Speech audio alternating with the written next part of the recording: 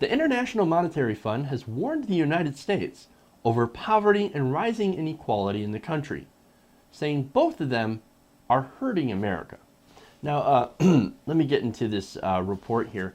Now, they said that despite saying that the overall U.S. economy is in good shape, generally, growing more strongly than other leading advanced economies, it points out that there are several factors that are trouble spots if not addressed. Now, they say first that the U.S. has a very high level of poverty for a rich country and increasing levels of income inequality.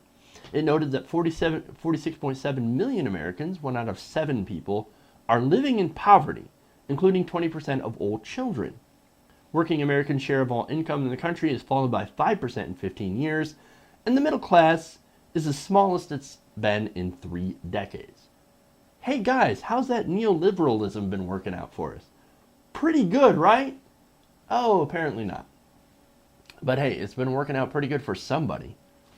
The super rich. Now, the report also says the polarization in income distribution has effectively cut consumer demand by 3.5% since 1999. That is the equivalent of losing 1 year's consumer spending out of 15. Now, they say that the trend will further crimp the economy. This is IMF Managing Director Christine Lagarde. She says not only does poverty create significant social strains, it also eats into labor force participation and undermines the ability to invest in education and improve health outcomes. Our assessment is that, if left unchecked, these 4 forces, participation, productivity, polarization, and poverty, will corrode the underpinnings of growth, both potential and actual, and hold back gains in U.S. living standards.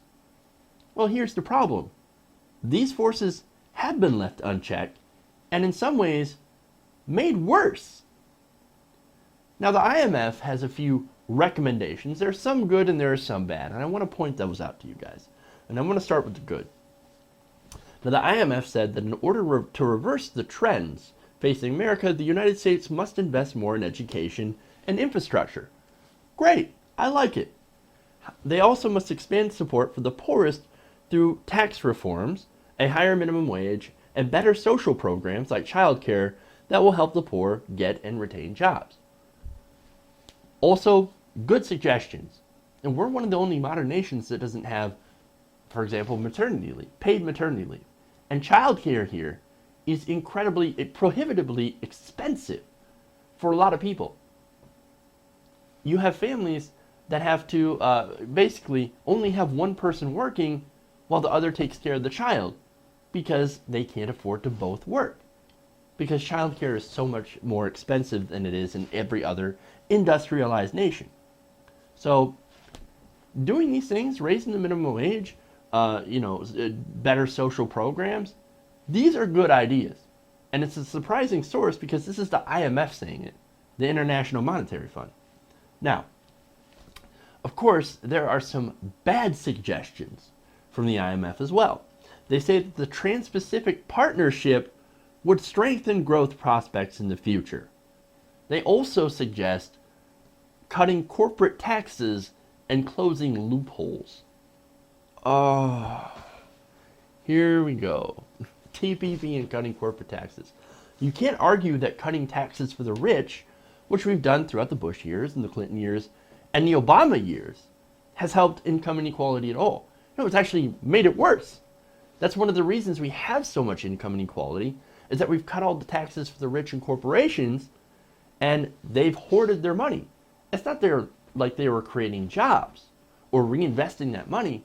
No, they were sticking it under their mattress or in the Cayman Islands, more like, in order to shield their money from taxes. What would cutting corporate taxes even more do? Now, conservatives love to claim that we had the highest corporate taxes. We actually don't. Their effective rates are far lower than the 35% that we're supposed to. Some companies, like GE, for example, for years had to pay no taxes and even received a refund. You've got to be shitting me. You've got to be. You know what? Give me a break. No, we shouldn't be cutting corporate taxes. You've got to be kidding. And of course, it hasn't done anything good. And the TPP would be even worse. That would be complete corporate dominance. So while the IMF has some good ideas, they also have some really, really bad ideas. Now, let's not forget that we need some financial regulation to get the banks to loan to small businesses again, instead of just gambling money in the Wall Street casino. Or there's other good suggestions that I have, like ending regional monopolies and getting money out of politics.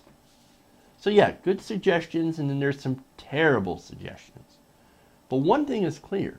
If the IMF is saying that, hey guys, you really do need to raise the minimum wage and get a handle on this income inequality thing, well, maybe it's time for our politicians to actually do those things some of those things that they should suggest, because it's gotten to the point where even they need to come out and say, all right guys, it's gotten really bad. You're going to have to fix this now.